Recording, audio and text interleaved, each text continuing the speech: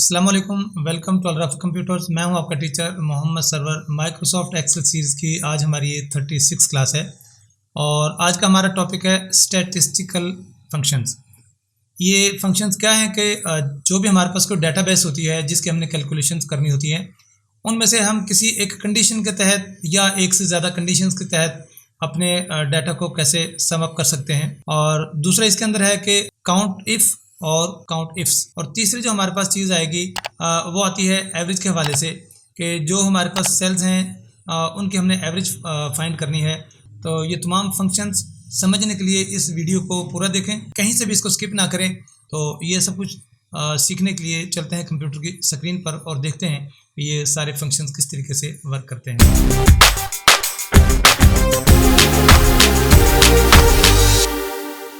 मैंने आपकी आसानी की खातिर ये डाटा पहले ही यहाँ पे पुट करके रखा हुआ है ताकि हमारा जो टाइम है वो कम अज़ कम कंज्यूम हो।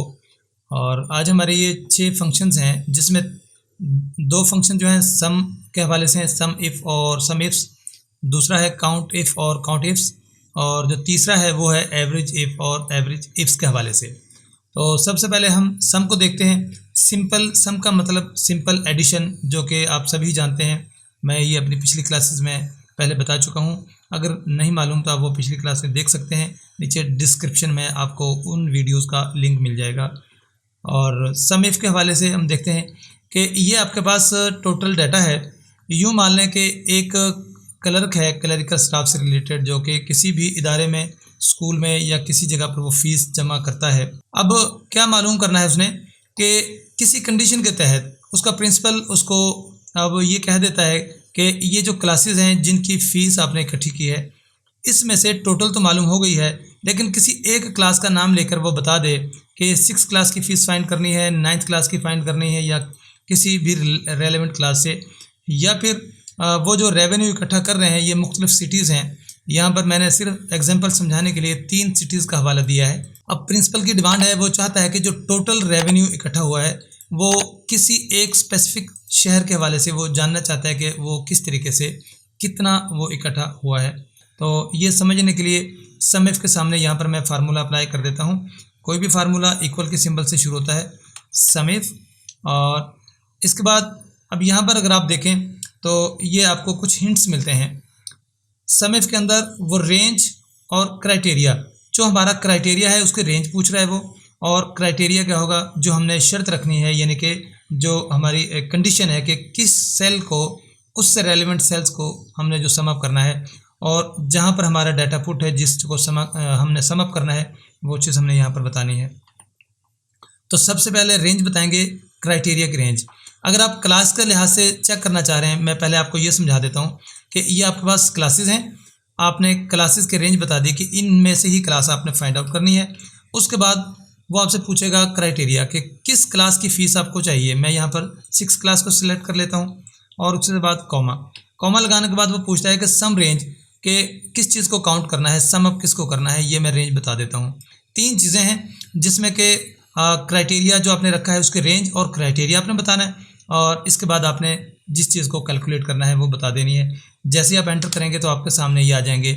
अब ये देखें 1800, अब ये 6 क्लास 600 ये, और उसके बाद अगर आप नीचे जाएं तो 6 क्लास 600 ये 1200, और 6 क्लास ये हो गया 1800। समझाने के लिए मैंने आपको ये रिपीट किया कि आप समझ सकें कि वाकई ये जो फंक्शन है ये काम कर रहा है।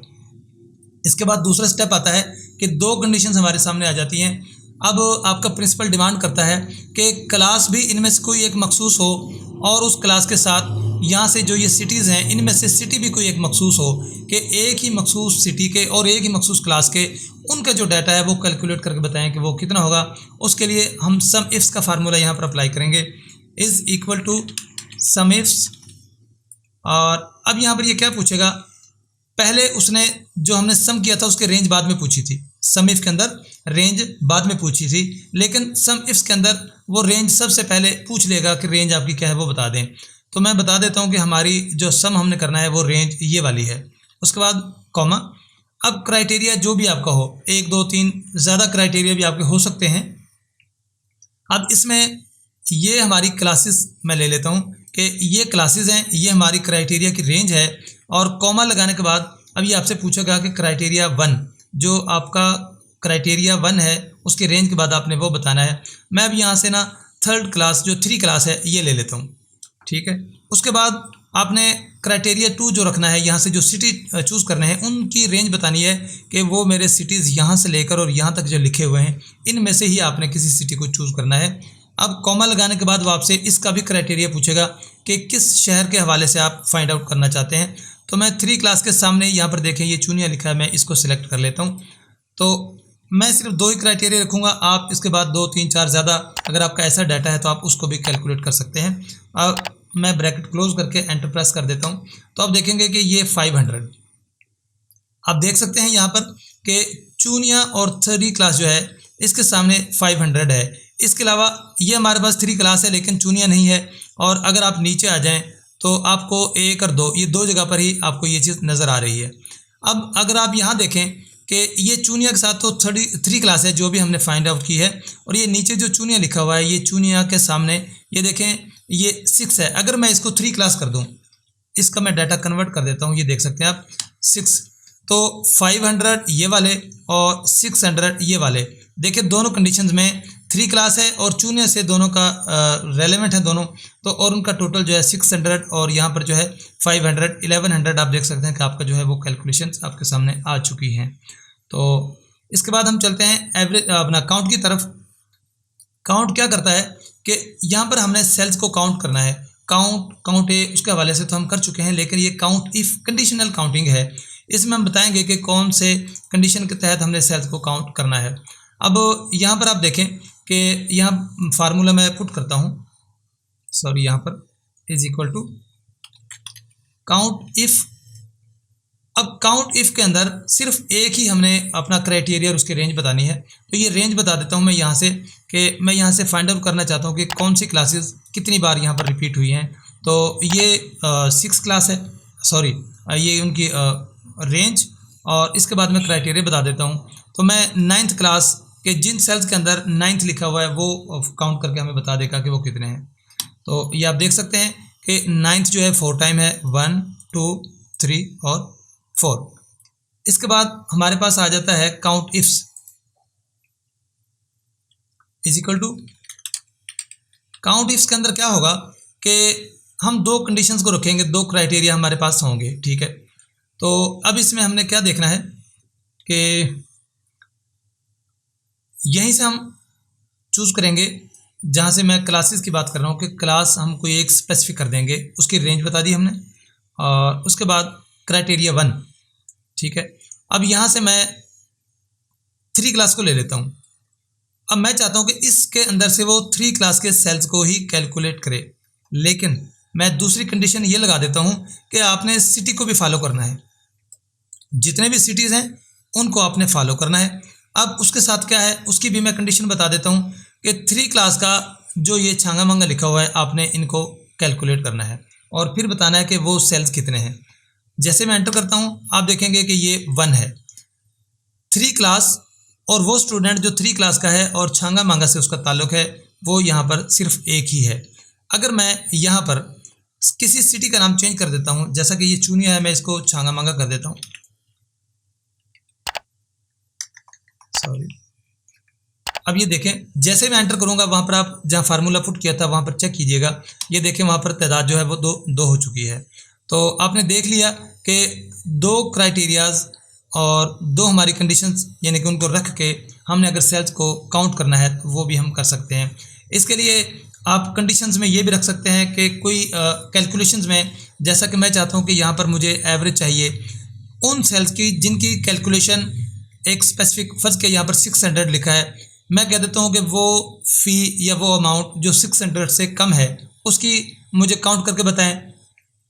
और दूसरा ये किसी क्लास के साथ और फीस के हवाले से फिर भी मैं काउंट कर सकता हूँ। तो ये दोनों तरीक़ों से आप जो है काउंट कर सकते हैं। और ये 2 चीज़ें हमारी हो चुकी हैं अब तक, सम इफ़ और काउंट इफ़। अब इसके बाद हम चलेंगे एवरेज इफ़ की तरफ। एवरेज इफ़ के लिए मैंने ये डाटा जो है ना थोड़ा सा चेंज किया है, उसके लिए एक अलग से शीट ली हुई है। तो यहाँ पर आप देखें कि एवरेज फाइंड करने के लिए मैंने यहाँ पर कुछ डेज़ को मखसूस किया है और ये क्लासेस हैं, और यहाँ पर अटेंडेंस को मैंने कैलकुलेट करना है। अब मैं ये देखना चाहता हूँ कि ये 3 दिन है, मंडे, ट्यूसडे और वेडनेसडे, ठीक है। अब इसमें भी एवरेज इफ़ और एवरेज इफ्स है। पहली कंडीशन में मैं ये चाहता हूँ, ये मैंने कलर्स हाईलाइट कर दिए हैं आपको समझाने के लिए, ताकि ईज़िली आपको ये बात समझ में आ सके। मैं चाहता हूँ कि ये 4 क्लास के स्टूडेंट्स मुख्तलिफ़ दिनों में जो उनकी अटेंडेंस है, पहले इनकी 60, दूसरे उनकी 40 और तीसरे नंबर पर 35 और फोर्थ नंबर पर है 65। अब मैं चाहता हूँ कि इनकी एवरेज क्या है। अब ये टोटल स्टूडेंट्स की तादाद है, लेकिन इसकी एवरेज मैंने फाइंड करनी है इस क्लास के लिहाज से। सबकी एवरेज नहीं फाइंड करनी, सिर्फ जो 4th क्लास के स्टूडेंट हैं उनकी एवरेज मैंने फाइंड करनी है। और एवरेज इफ्स को अभी हम बाद में देखते हैं कि वो कैसे वर्क करेंगे। तो एवरेज इफ के यहाँ पर मैंने फार्मूला पुट करना है, is equal to average if. यहाँ से हम फार्मूला चूज कर लेते हैं और टैब की प्रेस करूँगा तो ये ब्रैकेट शुरू हो जाएगी। अब वो सबसे पहले पूछता है कि आपकी जो क्राइटेरिया की रेंज है वो क्या है। अब ये मेरे पास क्राइटेरिया है, जिस चीज़ की हमने एवरेज फाइंड करनी है वो अभी नहीं पूछ रहा। वो क्राइटेरिया जहाँ से हमने चूज़ करना है वो पूछ रहा है कहाँ से लेकर कहाँ तक, यानी कि जहाँ से लेकर जहाँ तक मैंने क्लासेस को सिलेक्ट करना है वो ये वाली रेंज है, ठीक। उसके बाद मैंने कॉमा पुट करना है। अब वो आपसे पूछ रहा है कि आपने क्राइटेरिया क्या पुट करना है। अब देखें यहाँ पर ये 4th है। अब सिंपली ये है कि मैं यहाँ से 4th ये वाला सेल बता दूं कि ये मेरा क्राइटेरिया है। अब मैं साथ ही आपको बता देता हूँ, जैसा कि पीछे हमने सम इफ़ और काउंट इफ़ के लिए यहाँ से बाहर से सेल ले लिया था, मैं यहाँ से 4th को चूज़ कर लेता हूँ, ये वाला सेल। अगर मैं बाद में तब्दीली भी करना चाहूँ तो यहीं से मेरा मामला जो है ना वो आसानी से मैं उसको हैंडल कर सकता हूँ। चाहे तो आप यहाँ से ले लें और चाहे तो यहाँ पहले लिख के रखें, सेम नाम आपका, उसके स्पेलिंग वगैरह एक जैसे ही होने चाहिए, यहाँ से चूज़ कर लें। अब आपने कॉमा पुट करना है। पहले आपने क्या बताया, क्राइटेरिया जो है आपका, जो आपकी कंडीशंस हैं उसकी रेंज बतानी है। कॉमा लगाने के बाद आपने अपना वो जो क्राइटेरिया है या जो कंडीशन है आपने वो बता दी। अब वो पूछ रहा है कि एवरेज किस चीज़ की फाइंड करनी है। मैं चाहता हूँ कि ये जो मेरा डाटा है इसमें से इन क्लासेस से रेलेवेंट डाटा को वो फाइंड करे और उसकी एवरेज मुझे बता दे। अब देखें ये 60 और 40 100 होते हैं, और इसके बाद ये 35 और 65 ये भी 100 हैं। 100 और 100 200 को वो कैलकुलेट करेगा, और चूंकि टोटल सेल्स ये 4 होंगे, 4 पे डिवाइड करेगा तो एवरेज हमारी 50 बननी चाहिए। जैसे मैं एंटर करता हूँ आप देखें हमारा जो आंसर है वो यही है। अब अगर मैं यहाँ से क्लास चेंज कर देता हूँ, ये मैंने मैनुअली अलग अलग लिया है ताकि आप हर एक का अलग से फाइंड कर सकते हैं। अगर आपको इसी फार्मूले के तहत इसी सेल के अंदर आंसर चाहिए और आप चाहते हैं कि यहाँ से जो क्लास है वो आपकी चेंज हो जाए, तो यहाँ पर आप लिखते हैं 5th।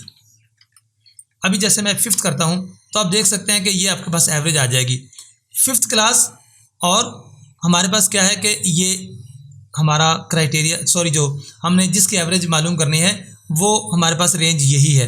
अब 5th क्लास को आप देख लें, 5th हमारे पास 50, 5th हमारे पास 30, 80 और 30, 110 और 60, 170 को जब आप 4 पे डिवाइड करेंगे तो आपका आंसर ये आएगा, ये एवरेज है।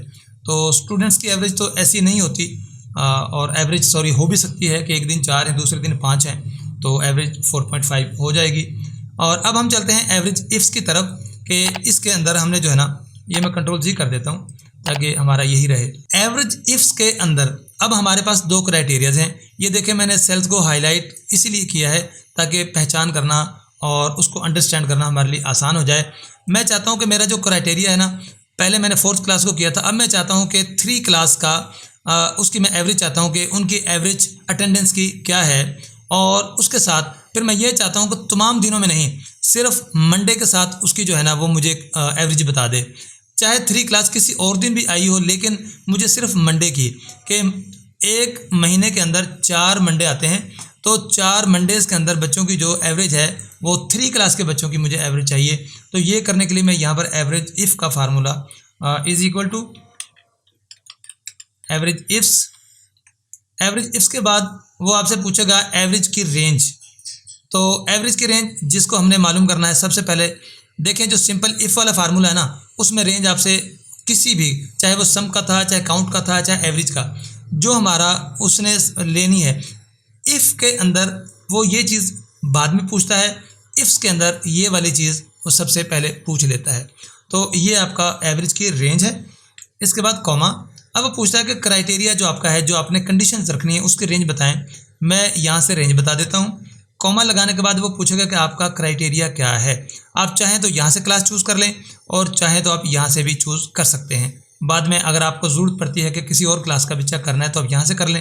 अब वो पूछता है कि आपने दूसरा क्राइटेरिया क्या रखना है। मैं चाहता हूँ कि ये जितने भी डेज़ हैं इनमें से वो फाइंड करे, किस डे को फाइंड करे।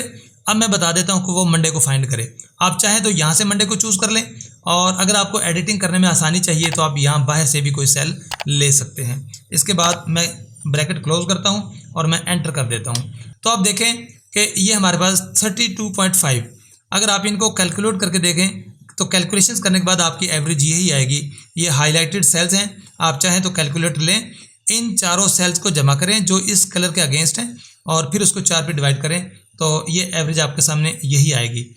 उम्मीद है कि आज की इस छोटी सी क्लास में जो कि चंद मिनटों पर मुहित है, इसमें आपको ये जो मैंने फंक्शंस आपको समझाने थे कि sum if, count if, average if, sum ifs, count ifs और एवरेज इफ्स, ये बात आपको समझ आ चुकी होगी। फिर भी अगर कोई कन्फ्यूजन है, कोई बात पूछनी है तो कमेंट सेक्शन में कमेंट कीजिए और वीडियो अच्छी लगे तो लाइक कीजिए, शेयर कर दीजिए। मिलते हैं अपनी किसी नेक्स्ट वीडियो में, तब तक के लिए इजाज़त दीजिए। अल्लाह हाफिज़।